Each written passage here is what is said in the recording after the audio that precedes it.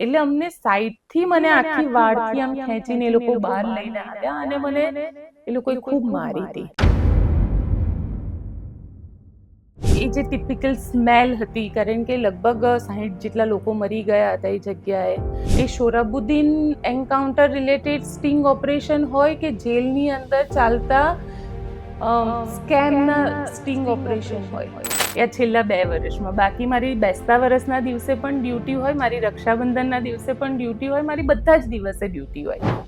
ઘણીવાર એવું તો થતું હશે કે કોઈ પ્રેશર કે બહારથી કે કોઈ એવી ધાક ધમકી કે તમને દબાવવાનો પ્રયત્ન, અવાજ, તમારા નિર્ભય અવાજ દબાવવાનો પ્રયત્ન, એવા કોઈ અનુભવ? હસતા હસતા ઘણીવાર એવું કહું કે 2002માં નરેન્દ્રભાઈએ ગુજરાતના મુખ્યમંત્રી તરીકે શપથ લીધા હતા, મેં પત્રકાર તરીકે શપથ લીધા હતા. BS9 ની જ મહેનત કહી શકું કે આજે પણ જેટલા બી ઘણા બધા આરોપી જેલની અંદર છે, એમાં તમારા લોકોની ભૂમિકા બહુ અદ્ભુત છે. હિન્દુત્વની પ્રયોગશાળા બન્યું હતું અને સૌથી છેલ્લે પછી આખી સરકાર બદલવાનું એક્સપેરિમેન્ટ પણ ગુજરાતમાંથી કરવામાં આવ્યો. સાયકોલોજી સાથે જ તમારે જવાનું કે પબ્લિક તમને મારી પણ શકે છે. તમે ટોળાની વચ્ચે ગયા, ખબર પડશે કે તમે તમારી સંસ્થાને પણ ઓળખતી ન હતી. મને અચાનક ફેસબુક ઉપર સર્ફ કરતા BS9 દેખાયું કે જે એ ઘટના ત્યાંથી લાઈવ રિપોર્ટિંગ કરી રહ્યું હતું અને મને એવું લાગ્યું કે દેર ઇઝ અ સ્પાર્ક. બહુ જ ધમકી આવતી કે તમે લોકો ના બોલો, તારું મર્ડર થઈ જશે, તું ઘરને નીચે ઉતર, તારી ઓફિસ ક્યાં છે અમને ખબર છે, આવા પણ ફોન આવતા. જર્નલિઝમ કરતા બી કેવું છે ખબર છે કે નેતાએ તમને 10,000નું કવર આપ્યું કે 5,000નું કવર આપ્યું પત્રકારને અને તમે પૂંછડી પટપટાવો તો તમારામાં કૂતરામાં કોઈ ફરક નથી. એટલે હું ઉપર ગઈ અને દીપક ચોરસિયાને એ લોકોને મેં કીધું કે ચલો આપણે પાછળથી કૂદીને જવાનું છે, અને હું એમને પાછળની સાઈડથી કૂદાડીને બીજેપી કાર્યાલયની બહાર કાઢ્યા. તમારે તમારું પત્રકારત્વ જીવતું રાખવાનું છે, તમારે સરકારના PRO નથી બનવાનું. પેરેન્ટ્સના 2 બાળકોનું મૃત્યુ થયું છે. કાલે સવારે એની જગ્યાએ મારું બાળક હોય તો આમ તો દારૂના 2 પેગ પીવે એટલે એને કિક વાગે. હું કોઈ સારી સ્ટોરી કરું, એક્સક્લુઝિવ સ્ટોરી કરું તો મને કિક વાગે. સ્ટિંગ ઓપરેશનો કર્યા છે, એવા ઘણી બધી વસ્તુ કરી છે કે જે આજે પણ એ સુપ્રીમ કોર્ટના એવિડન્સ તરીકે એને કેરી કરવામાં આવે છે. ગુજરાતની અંદર છેલ્લા 20-30 વર્ષથી આપણે જે રીતે જોઈ રહ્યા છીએ કે જે આધુનિક સમય જેમ આધુનિક થઈ રહ્યો છે, એવી રીતે દરેક ક્ષેત્ર જે છે એમાં આધુનિકતા આવતી જઈ રહી છે. છેલ્લા 2 થી 2.5 દાયકાની અંદર દરેક જે ક્ષેત્ર છે એની અંદર ઘણા બધા બદલાવો આવ્યા છે, ઘણા બધા તફાવતો આવ્યા છે, અને દરેક ક્ષેત્રની જેમ પત્રકારત્વનું જે ક્ષેત્ર છે એ પણ આ બદલાવની અંદરથી બાકાત નથી રહ્યું. પત્રકારત્વ પહેલા જે રીતે પ્રિન્ટ મીડિયા હતું ને પછી પ્રેસ મીડિયા, અને અત્યારે જે રીતે આપણે જોઈએ છીએ કે સોશિયલ મીડિયાની અંદર પણ પત્રકારો જે છે એ પહેલા જે હતું એનાથી પણ વધુ જોશથી અને વધુ સારી રીતે જે પ્રશ્નો છે, જે દબાયેલા લોકોની સમસ્યાઓ છે એને ઉજાગર કરતા હોય છે. અને આવું જ ગુજરાતનું સોશિયલ મીડિયા પરનું એક નિર્ભય નામ એટલે નિર્ભય ન્યૂઝ. અને નિર્ભય ન્યૂઝના પત્રકાર જે પોતાના બેબાક બોલથી જાણીતા છે એવા ગોપીબેન ઘાંઘર. ગોપીબેન ઘાંઘરનું જે પત્રકારત્વ જીવન છે એ તો આપણે સૌએ જોયું છે કે એમણે કેટલા વર્ષો સુધી આ જે ક્ષેત્ર છે એની અંદર સેવાઓ આપી છે. પરંતુ ગોપીબેન ઘાંઘર એક પત્રકાર સિવાય પણ એક ખૂબ સારી એવું વ્યક્તિત્વ ધરાવતા વ્યક્તિ છે. તો આજે આપણે એ પણ જાણવું છે કે ગોપીબેન ઘાંઘર એક પત્રકાર સિવાય શું છે.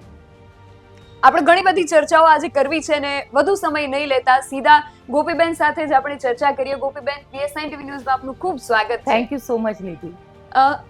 ઘણું બધું જાણવું છે આપની પાસેથી. ઘણા વર્ષોથી આપે આ જે ક્ષેત્ર છે એની અંદર ઘણી બધી સેવાઓ આપી છે, પરંતુ એની શરૂઆત ક્યાંથી થઈને તમને કેમ એવો વિચાર આવ્યો કે મારે આ જ ક્ષેત્રમાં જવું છે? ઘણા બધા ક્ષેત્રો છે, તો આ જ ક્ષેત્રમાં આવવાનું શું કારણ? નિધિ, આમ તો જોવા જાઉં ને તો આ ક્ષેત્રમાં આવવાનો મેં ક્યારેય કોઈ વિચાર કર્યો નહોતો. મારો વિચાર હતો MSW કરીને સોશિયલ વર્ક કરવાનો. પણ 2001નો સમય એટલે 2002માં મારું માસ્ટર એટલે ગ્રેજ્યુએશન પૂરું થયું.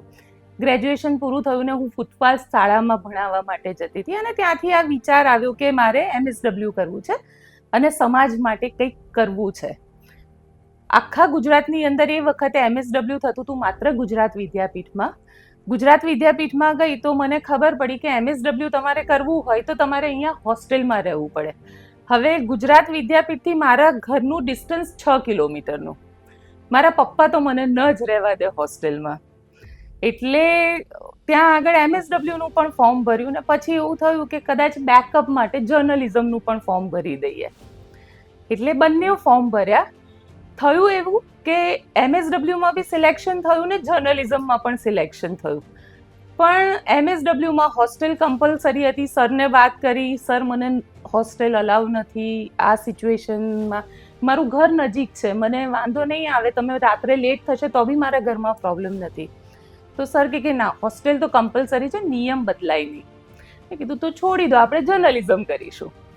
આવી રીતે મેં જર્નલિઝમની અંદર એડમિશન લઈ લીધું અને ધીરે ધીરે એ સફર શરૂ થયો. 2001માં ભૂકંપ આવ્યો અને જે વખતે ભૂકંપ આવ્યો એ વખતે હું મારા ઘરમાં હતી અને મારા કાકીનું ઘર પડી ગયું હતું, સગ્ગા કાકીનું. એમાં મારા સગ્ગા કાકીનું ડેથ થયું. મારા કાકા બહુ ખરાબ રીતે ઇન્જર્ડ હતા. એમના 3 બાળકો હતા. એ 3 બાળકોને 1 બાય 1 હોસ્પિટલ, મારું ને મારા કાકાનું ઘર બાજુમાં હતું. એટલે સૌથી પહેલી ત્યાં આગળ પહોંચવાવાળા હું, મારા પપ્પા ને મારો ભાઈ હતા. કાકાને લઈને હોસ્પિટલે ગયા, પપ્પા નીકળ્યા, પછી છોકરાઓ આવ્યા એટલે છોકરાઓને લઈને મારો ભાઈ ગયો. કાકી અને કાકાનો એક બીજો દીકરો, એને લઈને હું હોસ્પિટલે ગઈ.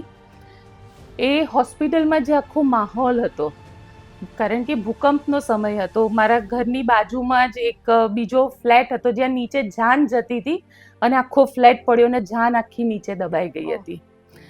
ખૂબ બધા લોકો ઇન્જર્ડ થયા હતા અને એ જે આખી સિચ્યુએશન મેં જોઈ હતી. અને એ વખતે દવાખાનાની અંદર પણ રહીને ક્યાંક કેવું લાગતું, કારણ કે જર્નલિઝમ કરી રહ્યા હતા.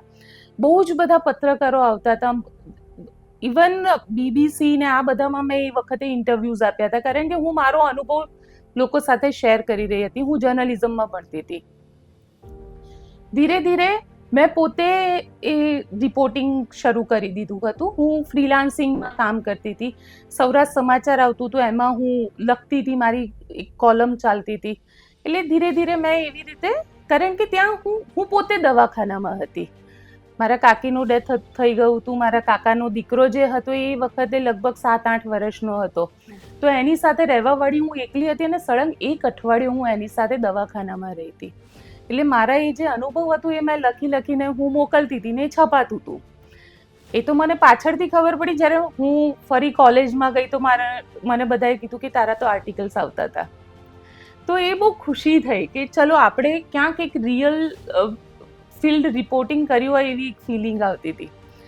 2002નું વર્ષ આવ્યું અને 2002માં તોફાનો થયા. તો ત્યારે થયું એવું કે શરૂઆતના 3 દિવસ તો ફિલ્ડમાં જવા નહોતું મળ્યું, પણ ચોથા દિવસે જ્યારે નરોડા પાટિયાનો કેસ થઈ ગયો અને હું નરોડા પાટિયા પહોંચી, એકલી જ ગઈ હતી કે પત્રકાર છીએ અમે, કંઈક કરવું છે, અને એકદમ જોશ સાથે ગયા હતા. પછી નરોડા પાટિયામાં જે રીતે જે સિચ્યુએશન જોઈ હતી અને એ સિચ્યુએશન જોયા પછી મને 2 દિવસ તો ઊંઘ નહોતી આવી, કારણ કે બધું જ સળગતું, આમ ઠરી ગયું હતું પણ ધુમાડા નીકળી રહ્યા હતા. અને એ જે ટિપિકલ સ્મેલ હતી, કારણ કે લગભગ 60 જેટલા લોકો મરી ગયા હતા એ જગ્યાએ. અને આખો જે ઘટનાક્રમ આમ તમે નજરે આંખની સામે જોયો હોય એ વખતે પછી મેં મારી સ્ટોરી ફરીથી લખવાનું ચાલુ કર્યું, ફરીથી પબ્લિક, કારણ કે ફિલ્ડ ઉપર જનારા રિપોર્ટર્સ ત્યારે બહુ જ ઓછા હતા. અને જે લોકો જતા હતા એ લોકો બી એટલી દરેક જગ્યાએ પહોંચી નહોતા શકતા, દરેક આસ્પેક્ટને કવર નહોતા કરી શકતા. 2002નું મારું એ જે રિપોર્ટિંગ પૂરું થયું, મને rediff.com એ વખતે ડિજિટલ વેબસાઇટ ચાલતી હતી, શીલા ભટ્ટ સાથે કામ કરવાનો મોકો મળ્યો. અને શીલા ભટ્ટ સાથે મેં 6-1 મહિના કામ કર્યું. પછી સડનલી ઇન્ટરવ્યૂઝ આવ્યા આજ તકમાં. અને એ પણ કેવું હતું કે ઇટ્સ અ વોકિંગ ઇન્ટરવ્યૂ, કે આજ તકમાં વોકિંગ ઇન્ટરવ્યૂ છે, તારે જવું છે? એટલે મેં કીધું ચાલો ને યાર ટાઈમ પાસ કરતા આવીએ. એટલે હું ટાઈમ પાસ કરવા માટે ત્યાં ગઈ હતી અને બધા જ સિરિયસલી લખતા હતા. એટલે હવે ખબર નહીં, ટચવુડ હિન્દી મારું પહેલેથી એટલું સારું હતું, પણ હું ભણી હતી ગુજરાતી મીડિયમમાં, એટલે હિન્દી સારું હોવાના લીધે મારું ફર્સ્ટ લેવલ ઓફ ઇન્ટરવ્યૂ સિલેક્શનમાં આવી ગયું. સેકન્ડ લેવલ ઓફ ઇન્ટરવ્યૂ પણ સક્સેસફુલ થઈ ગયું, જે પીટીસીનું હતું. થર્ડ લેવલ ઓફ ઇન્ટરવ્યૂ હતો અને આગલા દિવસે અક્ષરધામ થયું. ત્યાં ટેરરિસ્ટ અટેક થયો અને હું ઘરે બેઠી હતી રેડીફ માટે, એટલે મને તરત ફોન આવ્યો ત્યાંથી શીલાબેનનો. મને કે અક્ષરધામ પર અટેક થયો છે, મને સ્ટોરીઝ જોઈએ છે. એટલે મેં કીધું ઓકે, કંઈ વાંધો નહીં, હું તમને કરીને આપી દઉં છું. મેં 3-4 સ્ટોરીઝ બધી અલગ અલગ કરી અને પછી મારો જ્યારે interview third round of interviews આવે એટલે મને કે આ 3 દિવસ શું કર્યું તમે? એટલે મેં કીધું મેં રેડીફની આટલી સ્ટોરીઝ કરી અને મને એ દિવસે સાંજે ઓફર લેટર આપી દીધું આજ તકમાંથી. એટલે આવી રીતે મારી આજ તકની જે જર્ની હતી એની શરૂઆત થઈ. અને સૌથી સારી વસ્તુ એ છે કે જેવી મેં શરૂઆત કરી, લગભગ સપ્ટેમ્બરની 22 કે 23 તારીખે, સપ્ટેમ્બરની 21મીએ અક્ષરધામ ઉપર અટેક થયો હતો 2002. અને મેં જોઈન કર્યું ઓક્ટોબરની 1લી તારીખે આજ તક. ડિસેમ્બરમાં ઇલેક્શન હતા અને પ્રાઇમ મિનિસ્ટર એ વખતે ગુજરાતના મુખ્યમંત્રી તરીકે ચૂંટણી લડી રહ્યા હતા, કારણ કે રાજકોટથી એમને પહેલી ચૂંટણી બાયપોલ લડી લીધા હતા અને વિધાનસભાની ચૂંટણી જે સૌથી પહેલી ચૂંટણી એમના માટે હતી એ 2002ની ચૂંટણી હતી. અને બધા જ, કારણ કે તોફાનો પછી હિન્દુત્વ, હિન્દુ હૃદય સમ્રાટ ને આ બધું રિપોર્ટિંગ કરવાનો મને મોકો મળ્યો હતો. ગૌરવ યાત્રા નીકળી હતી, એ ગૌરવ યાત્રા કવર કરવાનો મોકો મળ્યો હતો. એટલે 2002 ડિસેમ્બરનું જે આખું ઇલેક્શન હતું એ તો અદ્ભુત ઇલેક્શન હતું. એટલે રિપોર્ટરના પોઈન્ટ ઓફ વ્યૂથી તને કહી રહી છું કે કોઈ પણ રિપોર્ટર માટે આવું ઇલેક્શન કવર કરવું એ જેને કહેવાય ને કે it's a complete turnout towards હિન્દુત્વની લહેર. અને એ વખતે અમે એવું કહેતા હતા કે ગુજરાત એ હિન્દુત્વની પ્રયોગશાળા બની ગયું છે અને એ પ્રયોગ હજી પણ તમને જોવા મળે છે.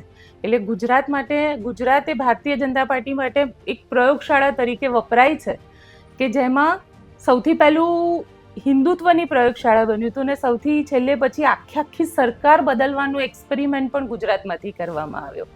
અને વિજય રૂપાણી વખતે થયો કે મુખ્યમંત્રીથી લઈને મંત્રી સુધી બધાને બદલી નાખો, ઉપરથી નીચે સુધી.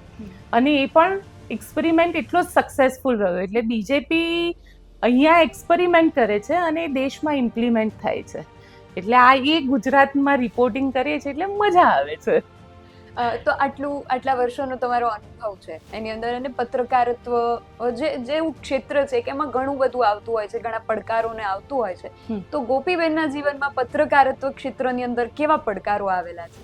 જો સૌથી પહેલા તો પહેલું જ પડકાર એ હતો, હું શરૂઆત 2002થી કરીશ, લોકોને બહુ જ ઓછા લોકોને ખબર છે, બહુ મજા આવશે સાંભળવાની. કેમ કે 2002માં હું આજ તકમાં જોડાઈ. આજ તકમાં જ્યારે અમે જોડાયા ત્યારે તોફાનો કમ્પ્લીટ શાંત નહોતા થયા. ત્યારે પણ તોફાનો થતા હતા, પથ્થરમારો થતો હતો. અમે ત્યાં પથ્થરમારાની વચ્ચે રિપોર્ટિંગ કરતા હોઈએ. હવે પથ્થરમારાની વચ્ચે રિપોર્ટિંગ કરતા હોઈએ ને ત્યારે આજ તક માટે એક એવું સાયકોલોજી લોકોની થઈ ગઈ હતી કે આજ તક એટલે બીજે ભારતીય જનતા પાર્ટી વિરોધી ચેનલ અને હિન્દુ વિરોધી ચેનલ. હવે અમે તો હિન્દુ છીએ, અમે તો હમણાં જ આવેલા છે, હમણાં જ નવા રિક્રુટ થયેલા છે. તો સ્થિતિ એવી થાય કે અમને એવું કહે કે જોજો હા ત્યાં સાચવીને જજો, નહીંતર મારશે તમને પકડીને ત્યાં. એ સાયકોલોજી સાથે જ તમારે જવાનું કે પબ્લિક તમને મારી પણ શકે છે. તમે ટોળાની વચ્ચે ગયા, ખબર પડશે કે તમે આ ચેનલમાંથી છો તો તમને ચોક્કસ, એ વખતનો માહોલ જ એવો હતો અને સિચ્યુએશન બહુ જ ટાઈટ હતી. પછી 2002ના ઇલેક્શન જીતી ગયા નરેન્દ્રભાઈ. એ દિવસનો પણ એક કિસ્સો તને કહું કે નરેન્દ્રભાઈ ઇલેક્શન જીતી ગયા. બરખા દત્ત, અચ્છા એ વખતે તો જ્યારે હું જર્નલિઝમ કરતી હતી ત્યારે પાર્લામેન્ટ ઉપર પણ અટેક થયો હતો અને બરખા દત્ત, દીપક ચોરસિયા, આ બધા અમારા આઈડિયલ હતા કે હા આપણે આમના, પુણ્યપ્રસૂન વાજપેયી, આપણે આમના જેવું બનવું છે. અને સિક્તા, નગમા, જબરદસ્ત માહોલ હતો કે બરખા દત્તને જોવા માટે લોકોના ટોળા આવે. તોફાનમાં જ્યારે કવરેજ કરવા એ આવતા ત્યારે એટલે બરખા દત્ત બનવાના પેલું જે મગજ ઉપર બરખા દત્ત હતું કે આપણે બરખા દત્ત બનવું છે. 2002ના તોફાનોમાં હવે હું આજ તકમાં જોડાઈ એટલે આજ તકમાં પહેલા જ દિવસે એટલે મારી જ્યારે ટ્રેનિંગ હતી તો મેં ત્યાંથી મારા કોલેજના બધા ફ્રેન્ડ્સને ફોન કર્યો હતો અને મેં ફોન કરીને એવું કીધું બે યાર કાલે દીપક ચોરસિયા મારી બાજુમાં બેસીને જમતા હતા કેમ કે અમે બંને એક જ કંપનીમાં કામ કરતા હતા, કેફેટેરિયા એક જ હતું, અમે બંને બાજુમાં બેસીને જમતા હતા. દીપક ચોરસિયા હોય, નગમા હોય, સિક્તા હોય, આ બધા જ અમે લોકો, પુણ્ય પ્રસંગ વાજપેયી મારી જોડે બેઠા છે. મેં કીધું કે યાર ગજબમાં હોય છે, બહુ જ સખત એક્સાઇટમેન્ટ લાગે કારણ કે તમે જે લોકોને માત્ર ટીવીની સ્ક્રીન ઉપર જોયા છે, તમારે એમના જેવું જર્નલિઝમ કરવું છે અને એ જ લોકો તમારી બાજુમાં બેસીને તમને શીખવાડી રહ્યા છે એટલે એ મજા જ કંઈક અલગ હતી. અને 2002ના તોફાનોમાં નરેન્દ્રભાઈ જીતી ગયા. અમે લોકો ખાનપુર કાર્યાલય ઉપર ઊભા હતા અને ત્યારે તો ત્યારે સ્થિતિ એવી હતી કે પેજર ને મોબાઈલ ફોન હતા પણ 8 રૂપિયા ઇનકમિંગ કોલ ને આઉટગોઈંગ કોલના પણ એટલા જ પૈસા થતા હતા. એટલે મોબાઈલ પર ફોન અમને લોકોને ટ્રેનીને ફોન નહોતા આપ્યા. જેટલા બી સિનિયર જર્નલિસ્ટ હોય એ લોકો પાસે ફોન હોય, અમારી પાસે પેજર રહેતા હતા, પેજરમાં મેસેજ આવતા હતા. હું ત્યાં ખાનપુર કાર્યાલય ઉપર ઊભી હતી અને ખાનપુર કાર્યાલય ઉપર મને ફોન ત્યાંથી મેસેજ આવ્યો કે ફોન કર, કોલ મી. એટલે મેં ફોન કર્યો એટલે મને એવું કીધું મને કે ઉપર દીપક ચોરસિયાને એ લોકો બેઠા છે, એ લોકોને બધી પબ્લિક ઘેરી વળી છે તો તું એ લોકોને પાછળથી ઉતારી આવ. એટલે મેં કીધું કે સારું હું જાઉં છું. ત્યારે હું નવી હતી એટલે લોકો મને એટલું ખાસ ઓળખતા નહીં. એટલે હું ઉપર ગઈ અને દીપક ચોરસિયાને એ લોકોને મેં કીધું કે ચલો આપણે પાછળથી કૂદીને જવાનું છે. અને હું એમને પાછળની સાઈડથી કૂદાડીને બીજેપી કાર્યાલયની બહાર કાઢ્યા હતા મેં. અને એ માહોલ જે હતો ને, કારણ કે નરેન્દ્રભાઈ જીતી ગયા, હિન્દુ હૃદય સમ્રાટ બની ગયા હતા. તમે બધી ચેનલો કહેતી હતી કે નહીં જીતી શકે ને, બસ ત્યાંથી આજે આખું જે સફર, પોલિટિકલ સફર શરૂ થઈ હતી. અને એમાં પણ મજા એ વસ્તુની હતી કે ધીરે ધીરે જે પર્સનલી કહી શકું તો આ બધી જ વસ્તુ શીખવાડતી ગઈ તમને. એક વસ્તુ, એક ઘટના તમને શીખવા મળતી ગઈ. સૌથી સારી વસ્તુ એ છે જે અત્યારના જર્નલિઝમમાં હું સૌથી મિસિંગ માનું છું, એ છે કે દુનિયા વોટ્સઅપ પર કંટ્રોલ થઈ ગઈ છે. મને યાદ છે હું દિવસમાં 3 વાર ફોન કરતી હતી કંટ્રોલમાં, પોલીસ કંટ્રોલમાં ફોન કરું. પોલીસ કંટ્રોલમાં સવારે ફોન કરવાનો, બપોરે ફોન કરવાનો અને સાંજે ફોન કરવાનો, સાહેબ કંઈ છે ન્યૂઝમાં, ક્રાઇમ છે કંઈ. હોસ્પિટલ ટેબલ ઉપર ફોન કરવાના. આજના જનરેશનમાં, આજના જર્નલિસ્ટને ખબર જ નથી કે હોસ્પિટલમાં પોલીસ ટેબલ જેવી પણ વસ્તુ હોય છે. ત્યાં પોલીસ ટેબલ પર ફોન કરવાનો કે સાહેબ કંઈ ઘટના ઘટી છે. ફાયરમાં ફોન કરવાનો કે છે કંઈ જાણવા જેવું, ક્યાંય આગ બાગ લાગી છે. આવા દરેક ડિપાર્ટમેન્ટમાં અલગ અલગ ફોન કરવાના. જ્યારે તમે ફોન કરો ને તો એક કમ્યુનિકેશન શરૂ થાય. અને 70% કેસની અંદર એવું થાય કે ફોન કરીને તમને ઇન્ફોર્મ કરે કે ગોપીબેન અહીંયા આવું થયું છે, ગોપીબેન અહીંયા. મને આજે પણ એવા ઘણા ફોન આવે છે જે મને 2003-04માં ઇન્ફોર્મ કરતા હતા, ગોપીબેન અહીંયા આવી ઘટના થઈ છે. એ જે સંબંધ છે એ જે સંબંધ અને ડેવલપ થશે. સૌથી ગજબ વસ્તુ એ છે કે મેં એમને ક્યારેય જોયા નથી, કે હું એમને ક્યારેય મળી નથી. બસ એ ખાલી એ ફોન વાળા સંબંધ છે કે ગોપીબેન અહીંયા આવું થયું છે. હા ગોપીબેન, એટલે તમે ફોન કરે એટલે સાહેબ આજ તકથી બોલું છું એટલે કે હા ગોપીબેન અત્યારે કશું જ નથી થયું. એટલે આ જે છે ને એ વોટ્સઅપની દુનિયામાં પત્રકારોને બી ફોન નથી કરતા. હવે એ સિસ્ટમ આખી બદલાઈ ગઈ છે, પણ એ વખતે હતી અને એટલે જ વધારે સારા અમે લોકો ન્યૂઝ કવર કરી શકતા હતા. અને તો જે રીતે તમે વાત કરી કે એ લોકોએ તમને જોયા પણ નથી કે તમે એમને જોયા નથી, આ રીતે સંબંધ. અને અત્યારે જે રીતે પત્રકારિતા થઈ રહ્યું છે કે સોશિયલ મીડિયામાં કે આપણા જે દર્શકો હોય છે કે વાચકો હોય છે, જો આપણે કોલમ લખતા હોય તો એમણે આપણને ખાલી ટીવી સ્ક્રીન કે સોશિયલ મીડિયાની ફોનની જે સ્ક્રીન છે એના પર જોયા. પણ એક ફોટો આપણે ઘણીવાર જોતા હોઈએ છીએ કે સિંહ છે, સિંહ જંગલનો રાજા છે, પણ એની પાછળ કેટલા એને તીર લાગેલા છે એ ફ્રન્ટ સાઈડથી નથી દેખાતું. એવી રીતે ગોપીબેન ગાંગર જે છે એ સ્ક્રીન પર દેખાય છે પણ 3D એટલે પાછળથી જો ગોપીબેનને એક પત્રકાર સિવાય જો અમારે જાણવા હોય કે ગોપીબેનની શું પસંદ નાપસંદ છે, એક વ્યક્તિ તરીકે, એક માણસ તરીકે, એક સ્ત્રી તરીકે ગોપીબેન ઘાંગર કોણ છે, અમારે જાણવું છે. જો ગોપીબેન ઘાંગર એક પત્રકાર તો છે જ, તેની સાથે એક મા પણ છે, એક પત્ની પણ છે, એક પરિવારની વહુ છે, એક પરિવારની દીકરી છે, અને આ બધું જ તમારે મેનેજ કરવાનું છે. અને સૌથી મજાની વાત એ છે કે આ બધા જ લોકોને એ ખબર છે કે અમારી વહુ, અમારી મા, અમારી પત્ની કે મારી દીકરી આ પત્રકાર છે.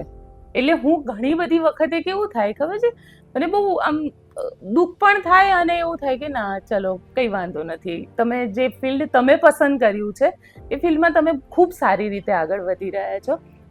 ઘણી બધી વખત એવું થાય કે રક્ષાબંધન હોય ને, હું ડ્યુટી કરતી હોઉં, જ્યારે હું આજ તકમાં હતી. અત્યારે તો કદાચ એવું કહી શકું કે મેં નિર્ભય શરૂ કર્યા પછી મેં પહેલી વાર બધા જ તહેવાર મારા બાળકો સાથે ને મારા પરિવાર સાથે વિતાવ્યા એ છેલ્લા 2 વર્ષમાં. બાકી મારી બેસતા વર્ષના દિવસે પણ ડ્યુટી હોય, મારી રક્ષાબંધનના દિવસે પણ ડ્યુટી હોય, મારી બધા જ દિવસે ડ્યુટી હોય. અને ઇનફેક્ટ જ્યારે તહેવાર હોય ત્યારે વધારે ડ્યુટી આપવામાં આવે, કેમ કે બધાની લીવ હોય. એટલે એવું નથી હોતું. જ્યારે પરિવાર પણ તમને અન્ડરસ્ટેન્ડેબલ હોય, કે પરિવાર સમજે છે કે આ વ્યક્તિ પત્રકાર છે ને એને કામ કરવું પડશે, ત્યારે એ કામ કરે છે. અને હું એ ફ્રીડમ સાથે કામ કરું છું કે હું રાત્રે 2 વાગે બી ક્યાંય મારે જવાનું હોય, મને કોઈ પૂછે નહીં કે તને કરી નાખશે. અને બીજી વસ્તુ શું છે કે આપણે લોકો ઘણા બધા એક ટિપિકલ માઇન્ડસેટથી ચાલતા હોઈએ છે કે મહિલા છે, મહિલા શું કરી શકે, મહિલાએ રાત્રે 12 વાગે તારે રિપોર્ટિંગમાં જવાની શું જરૂર છે. પપ્પા હોય તો એમ કે ભાઈ તારે રિપોર્ટિંગમાં શું જવાની જરૂર છે, તારે ત્યાં કોઈ મેલ નથી, આને મોકલી આપો. પણ એવું નથી હોતું.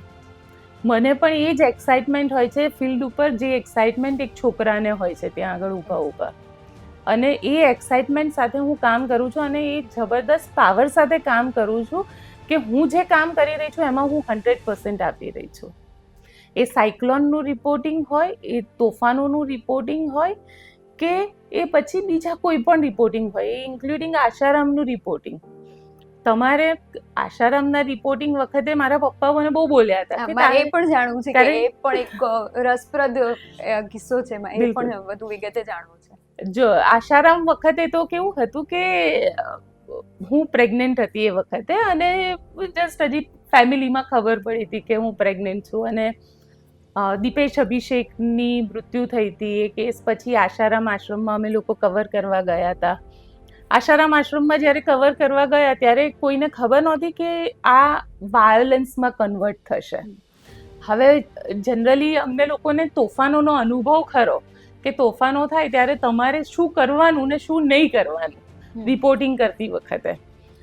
થયું એવું કે કોઈ એક જગ્યાએ જનરલી તોફાન ને એ બધું હોય તો દરેક વખતે તમારે ફ્રન્ટ ફૂટ પર આવીને રિપોર્ટિંગ ન કરવાનું હોય, તમારે સાઈડમાં રહીને રિપોર્ટિંગ કરવાનું હોય, તાકી તમે સુરક્ષિત રહો અને તમે રિપોર્ટિંગ કરી શકો. આ વખતે બી એવું જ થયું હતું કે જેવું ત્યાંથી ટોળું નીકળ્યું એટલે અમે એમને ફોલો કર્યું અને અમે એક સાઈડમાં ઊભા રહી અને અમે કવર કરી રહ્યા હતા. એટલામાં એ લોકોને ખબર પડી ગઈ કે મીડિયા કવર કરે છે. એટલે અમને સાઈડથી મને આખી વાળથી આમ ખેંચીને એ લોકો બહાર લઈને આવ્યા અને મને એ લોકોએ ખૂબ મારી હતી. એ જે માર ખાધો પછી ત્યાંથી તો હું દવાખાને જતી રહી હતી. એ લોકો બધે વાયોલન્સ ચાલી રહ્યું હતું. પછી સિચ્યુએશન અંડર કંટ્રોલ થઈ, સાંજ સુધીમાં આખું કંટ્રોલ થયું. પણ એ પરિસ્થિતિમાં ફેમિલીને એવું લાગ્યું કે યાર આટલું જોખમ શું કામ આ લઈ રહી છે, અને એ પણ આ સિચ્યુએશનમાં તાર શું જરૂર છે. પણ અલ્ટિમેટલી મને કંઈક કરવું હતું. એ એક તો મારા મગજમાં કન્ટિન્યુઅસ આવ્યું કે ના આપણે કંઈક તો કરવાનું. અને બીજી વસ્તુ એવું થયું કે ચાલો જે પેરેન્ટ્સના 2 બાળકોનું મૃત્યુ થયું છે, કાલે સવારે એની જગ્યાએ મારું બાળક હોય તો શું હું નહીં જાઉં? હું જે રીતે, કારણ કે ક્યાંક તમારી લિમિટેશન પણ આવે છે, પણ એ લિમિટેશનને ઓવરકમ કરવાનું છે તમારે. અને બસ એ ઓવરકમ હું મારા જોશથી કરતી હતી કે તમારે કામ કરવાનું જ છે, you have to work it, અને રિપોર્ટિંગ સતત કરતા રહેવાનું. આજે પણ તું નહીં માને, હું ઓફિસમાં બેઠી હોઉં ને તો મને એવું થાય કે ચલ ને યાર ફિલ્ડમાં જતી રહું, કારણ કે ફિલ્ડ એ મને એક જેને કહેવાય ને કે મને એમ એક નવો જોશ આપી દે છે. અને એમાં પણ હું આજની યંગ જનરેશનને જોઉં ને તો મને એવું થાય કે લોકોને સલાહ કશું જ કરવું નથી. તમારી સામે સ્ટોરી છે, તમારી સામે એક્સક્લુઝિવ કન્ટેન્ટ જાય છે, પણ તમને એ ખબર જ નથી પડી રહી કે આ સ્ટોરી છે, કારણ કે તમે એટલા બેબાકડા થઈ ગયા છો અને તમે એટલું બધું આમ સરકારની લાલિયાવાડીમાં લાગી ગયા છો કે સરકાર દરેક નેતાની તારીફ કરવાની. તારીફ એ વસ્તુ નથી. તારીફ, અને સૌથી સારી વસ્તુ નિધિ મને જે શીખવાડવામાં આવી હતી એ હતી કે પત્રકાર એ હંમેશા એન્ટી એસ્ટાબ્લિશ જ હોય. જો એ વખાણ કરતો થઈ જાય, માર્કેટિંગ કરતો થઈ જાય નેતાનો, તો એનો પીઆરઓ બની જાય છે, એનો સ્પોક્સ પર્સન બની જાય છે. તમારે તમારું પત્રકારત્વ જીવતું રાખવાનું છે, તમારે સરકારના પીઆરઓ નથી બનવાનું. અત્યારના પત્રકારો 90% પીઆરઓ બની ગયા છે. મને દુઃખ થાય, એ જર્નલિઝમ રહ્યું નથી હવે. અને જર્નલિઝમ કરતા બી કેવું છે ખબર છે કે નેતાએ તમને 10,000નું કવર આપ્યું કે 5,000નું કવર આપ્યું પત્રકારને, અને તમે પૂંછડી પટપટાવો તો તમારામાં કૂતરામાં કોઈ ફરક નથી. આવું હું બહુ સ્પષ્ટપણે માનું છું. મારો આગળનો પ્રશ્ન એ જ હતો કે તમે આટલા વર્ષોથી આ ક્ષેત્રમાં જોડાયેલા છો, તો તમને શું તફાવત લાગે છે પહેલાના જર્નલિઝમમાં અને અત્યારના જર્નલિઝમમાં? જો પહેલાના જર્નલિઝમની વાત કરું ને તો મેં એવા સ્ટિંગ ઓપરેશનો કરેલા છે જેમાં એ સોહરાબુદ્દીન એન્કાઉન્ટર રિલેટેડ સ્ટિંગ ઓપરેશન હોય કે જેલની અંદર ચાલતા સ્કેમના સ્ટિંગ ઓપરેશન હોય. આવા રિપોર્ટિંગ મેં કરેલા છે અને એ સ્ટિંગ ઓપરેશનો મેં કરેલા છે. એટલે અને અત્યારના કોઈને પણ તમે જોવો ને તો ઇટ્સ અ ડ્રાસ્ટિક ડિફરન્સ છે. કારણ કે ત્યારે એવું હતું કે કંઈક કરવું છે યાર. તમે એઝ અ જર્નલિસ્ટ તમારા પોતાનામાં હોવું જોઈએ. જે સારી સ્ટોરી શોધવાનો જે કીડો હોય ને એ મરી પરવાર્યો છે અત્યારે.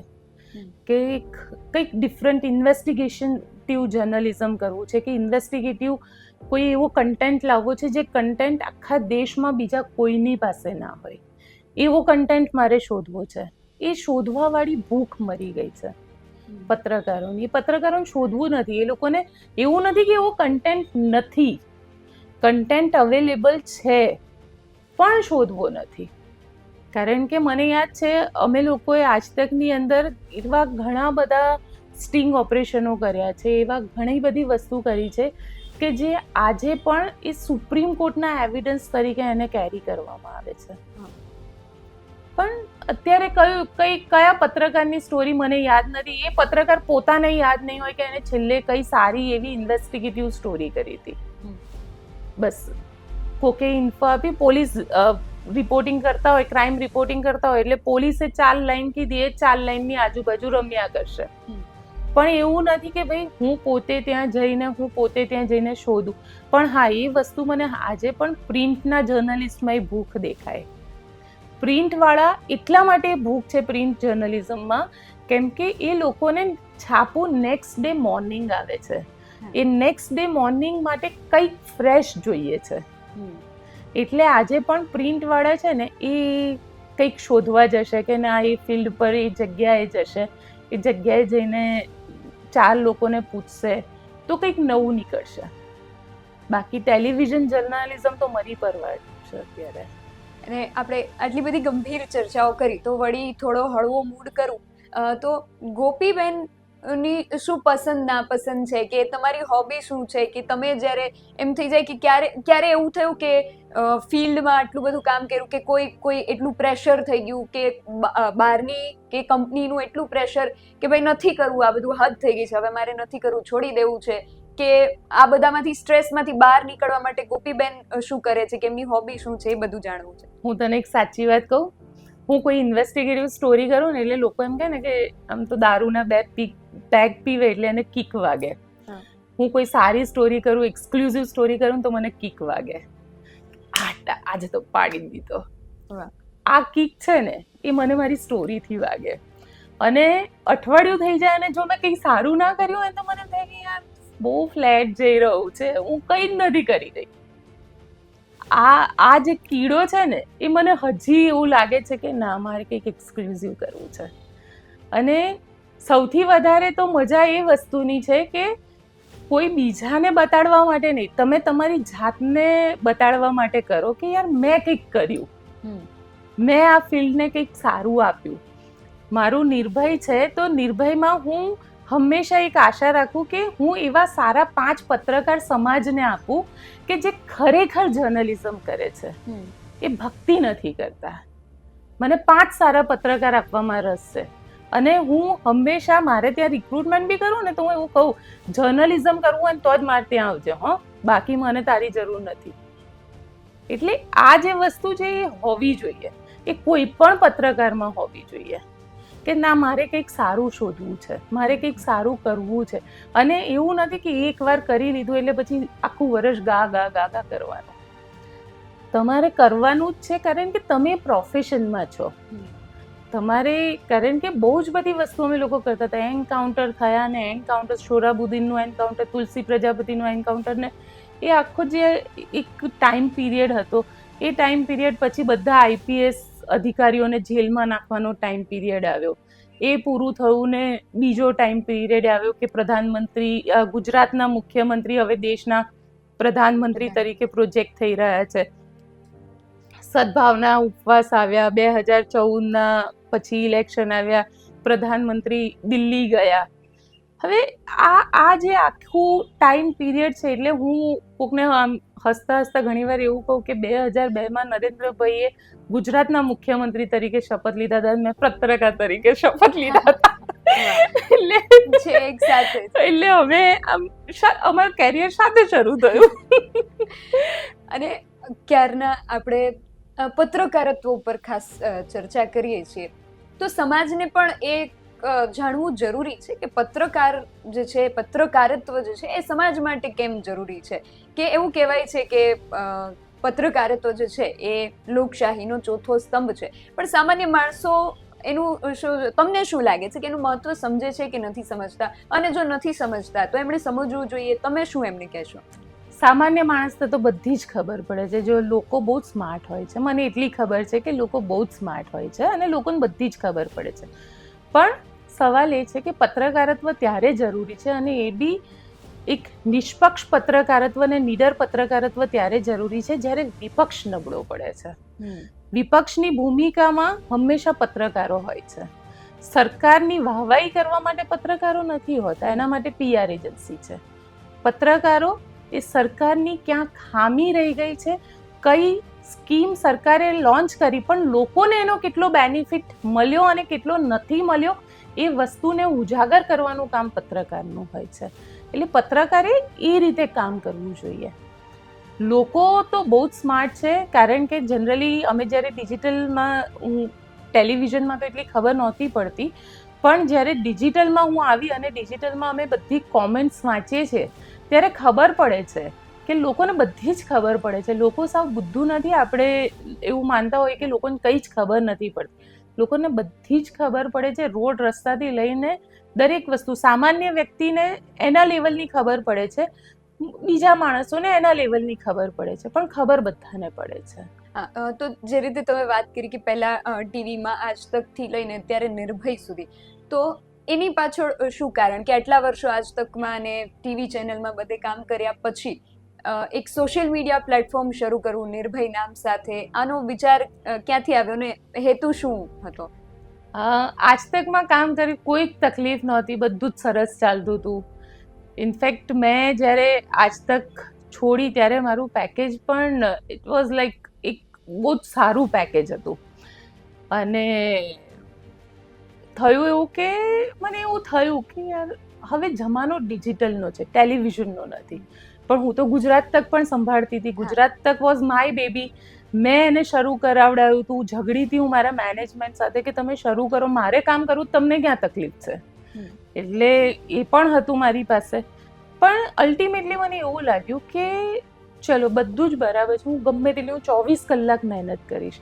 અને નિધિ વસ્તુ એ હતી કે મને કામ કરવામાં મેં ક્યારેય સમય નથી જોયો, મેં કલાકો નથી જોયા. હું 24 કલાક કામ કરી શકું અને હું 24 કલાક 365 ડેઝ કામ કરી શકું. મને રજા પણ નથી જોઈતી. એવામાં મને એવો વિચાર આવ્યો કે યાર હું જે પણ કામ કરું છું એમાં મારી જાત માટે હું કેટલું કામ કરું છું. પછી એવું થયું કે અલ્ટિમેટલી તો બધું જ આમ જોવા જાવ તો ટેલિવિઝન પણ ક્યાંક ને ક્યાંક સેટિંગમાં આવે છે.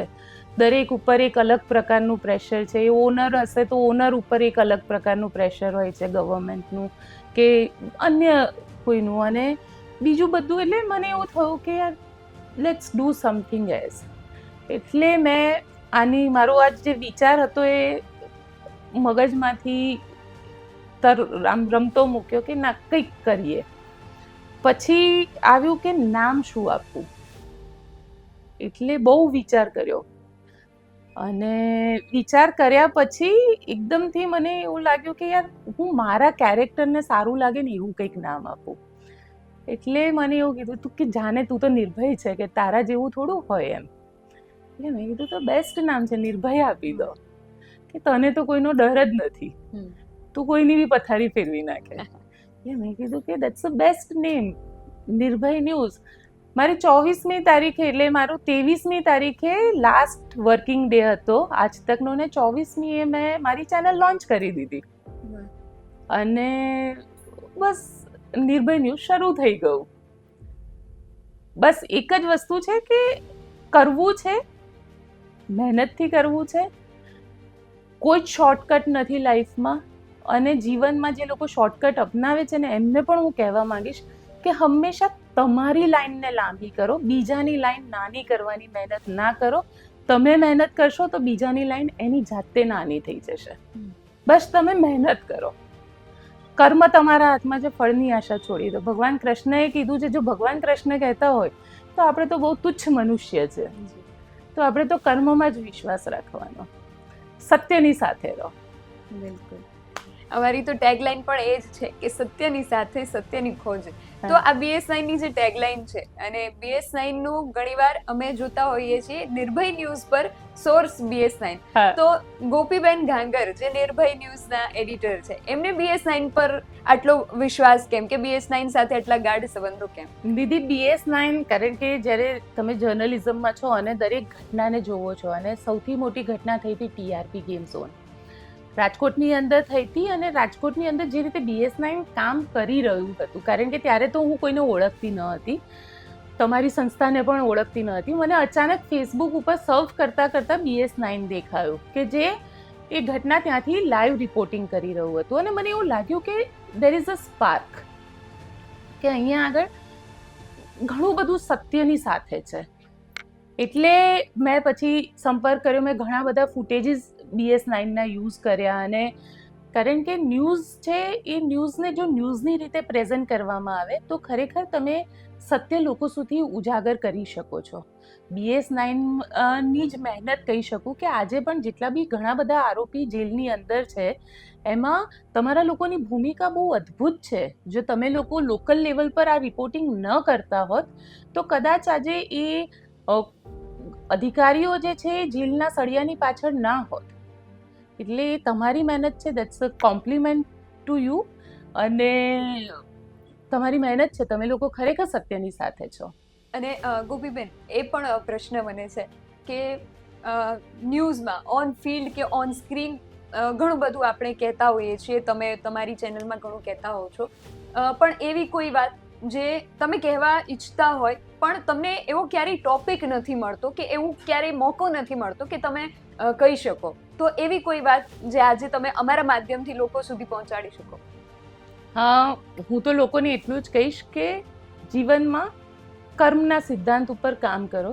કારણ કે હું કર્મમાં ખૂબ માનું છું.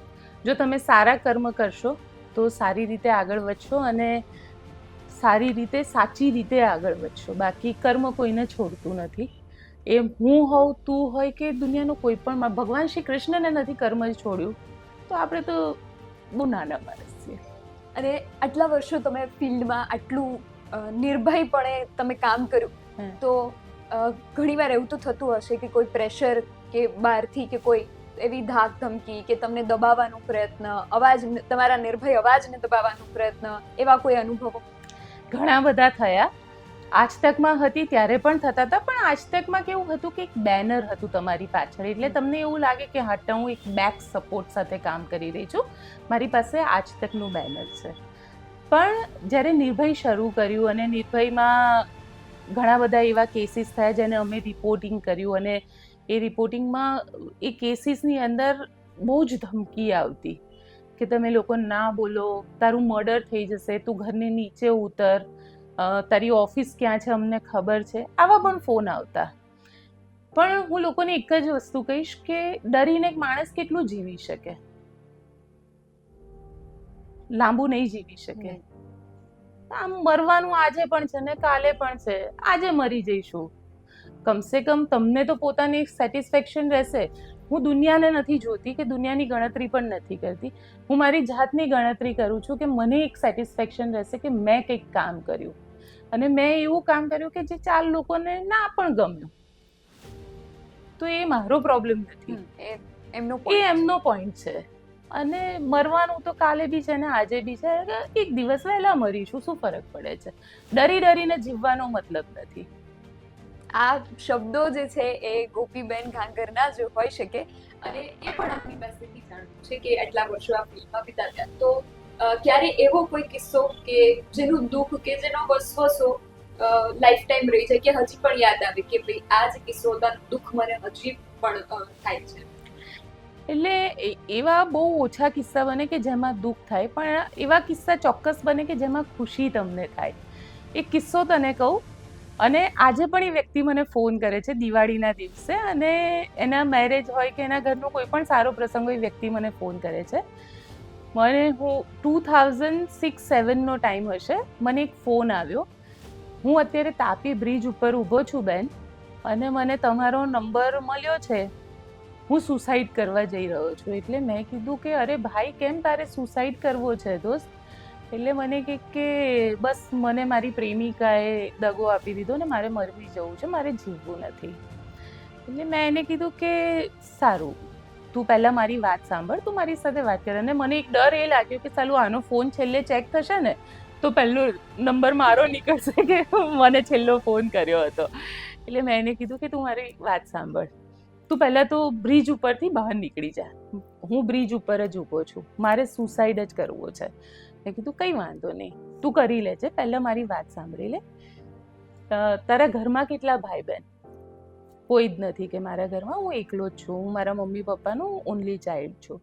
મેં કીધું યાર દોસ્ત, તું મને એક વસ્તુ કહે કે જે મા બાપે તને 22-23 વર્ષ રાખ્યો, એ મા બાપને તું પેલી 3 વર્ષની છોકરી માટે છોડીને મરી જઈશ? તે તારા મા બાપ વિશે ક્યારેય નથી વિચાર્યું? એટલે એક સેકન્ડ માટે પેલો સાયલેન્ટ થયો. એટલે મેં એને કીધું કે તું તારા પપ્પા વિશે વિચાર, તું તારી મમ્મી વિશે વિચાર. તું મરી જઈશ તો તે ક્યારે એ વિચાર્યું કે તું મરી જઈશ તો તારા મમ્મી પપ્પાનું શું થશે? તું તો ઓનલી ચાઇલ્ડ છે, એ એમના માટે વિચાર અને પછી કંઈક કર આગળ. એટલે મને કે ના પણ મારે જીવવું નથી, મને પ્રેમમાં દગો આપી દીધો ને આ ને તેને. મેં કીધું આવા તો 500 છોકરીઓ આવે યાર, આમાં મરી ના જવાનું હોય. મા બાપ માટે જીવતા શીખ, પછી મને ફોન કરજે તું. એવું કહીને મેં એને ફોન મૂકી દીધો. 10 મિનિટ રહીને એ નંબર ઉપરથી ફરી ફોન આવ્યો, અને એને મને એવું કીધું કે તમારી વાત સાચી છે, મેં મારા મા બાપ માટે જીવવું જોઈએ, મારે આવી છોકરીઓ તો આવે ને જાય. એટલે મને એમ હાશ થયું કે હાશ, હું બચી ગઈ. પછી એ માણસનો મને બીજે દિવસે સવારે ફોન આવ્યો, અને એની મમ્મી સાથે હતો, અને એની મમ્મી સાથે મને વાત કરાવડાવી કે બેન થેન્ક યુ સો મચ, મારો દીકરો ગઈકાલે મરી જ ગયો હોત જો તમે એને અમારા વિશે ના કીધું હોત તો. એટલે મને કે હવે મેં નક્કી કર્યું છે મારે મેરેજ જ નથી કરવા. એટલે મેં કીધું યાર દોસ્ત, હજી તો ગઈકાલે બ્રેકઅપ થયું છે ને, નવું આવશે, ચિંતા ના કર. પછી એના લગ્ન થયા, અત્યારે તો 2 બાળકનો પિતા છે એ વ્યક્તિ, અને સરસ રીતે જીવન જીવી રહ્યો છે. એ આજે પણ એના દરેક સારા પ્રસંગે મને યાદ કરે છે. આનાથી વધારે સારી વાત કઈ હોઈ શકે? કહી શકાય કે આપણા જીવનના સફળતાના જે આધાર સ્તંભોને આપણને દેખીતી સફળતા, બિલકુલ, કે આપણે જે કામ કરીએ છીએ એની દેખીતી સફળતા, અને છેલ્લો એક એ પ્રશ્ન કે આટલા વર્ષોનો તમારો જે અનુભવ છે એનો નિચોડ યુવા પત્રકારો માટે તમે શું આપશો? કામ કરો, એ છોડી દો કે તમારું કામ, પણ યાર અત્યારે તો સ્થિતિ એવી છે ને નિધિ કે એડિટરો પણ એવા થઈ ગયા છે. એટલે આખું તંત્ર જે છે ને, યુવા પત્રકારોને ખરેખર એવું કહીશ કે ખૂબ વાંચો, ખૂબ કામ કરો. કમસે કમ તમે એફર્ટ્સ કરીને કામ કરો. ચલાવવું ના ચલાવવું તમારા ચેનલને એડિટર ઉપર છોડી દો, પણ તમે કામ કરો અને કંઈક નવું શોધવાની ધગસ રાખો, કંઈક નવું ઇન્વેસ્ટિગેટિવ કરો, કંઈક તમારે કરવું છે એવું એક જીવનનો મંત્ર બનાવો કે સવારે આવીને માઇક લઈને યુનિટ લઈને નીકળી ગયા અને સાંજે 4 સ્ટોરી આપી દીધી ને ઓફિસે પાછા આવી ગયા. આ પત્રકારત્વ નથી. કંઈક કરો, કમસે કમ તમારા માટે નહીં તો સમાજ માટે કરો. એ સમાજ માટે કરો જે સમાજ માટે તમે પત્રકારત્વ કરવા આવ્યા છો, અને પત્રકારત્વ ફિલ્ડ માટે કરો કારણ કે તમે સમાજનો ચોથો સ્તંભ છો. તમે તમારી જાતને જીવતી રાખો. Thank you Gopiben. Thank you Nidhi. Expertise અમારી સાથે શેર કરવા બદલ. અને તમે પણ જો અમને યુટ્યુબ અને ફેસબુક પર જોઈ રહ્યા છો, અમારો આ ઇન્ટરવ્યુ કેવો લાગ્યો તમને? અને ખાસ આપણે ગોપીબેન ઘાંગર, જેને આપણે આજ તક, ગુજરાત તક અને નિર્ભય ન્યૂઝ પર જોયા છે, પરંતુ આપણે એમને એક પત્રકાર તરીકે જ અત્યાર સુધી ઓળખતા હતા. એ ગોપીબેનનું ખૂબ બહોળું જે વ્યક્તિત્વ છે એ પત્રકાર કરતા પણ મોટું છે, અને એના વિશે પણ આજે આપણે જાણ્યું. અને એમના જે જીવનના જે બધા રસપ્રદ કિસ્સાઓ જાણ્યા, અને જે રીતે એમનું મહત્વ કે એ દેખીતું જ એક કિસ્સામાં આપણે જાણ્યું કે એક વ્યક્તિ જે મરવાના આરે ઊભો હતો ને એને જીવનદાન ફરી આપનાર આ વ્યક્તિત્વ, આ પત્રકારત્વ અને આવા પત્રકાર ગુજરાતને મળ્યા છે. એમનું મહત્વ તમે શું માનો છો? અમને કમેન્ટ કરીને ચોક્કસથી જણાવજો. આવી જ વધુ ચર્ચાઓ સાથે મળતા રહીશું. તમે મારી યુટ્યુબ ચેનલને સબસ્ક્રાઇબ કરવાનું અને અમને ફેસબુક અને ઇન્સ્ટાગ્રામ પર ફોલો કરવાનું ભૂલશો નહીં. બાકી નવી અપડેટ્સ માટે આપ જોતા રહો PSI ન્યૂઝ. નમસ્કાર.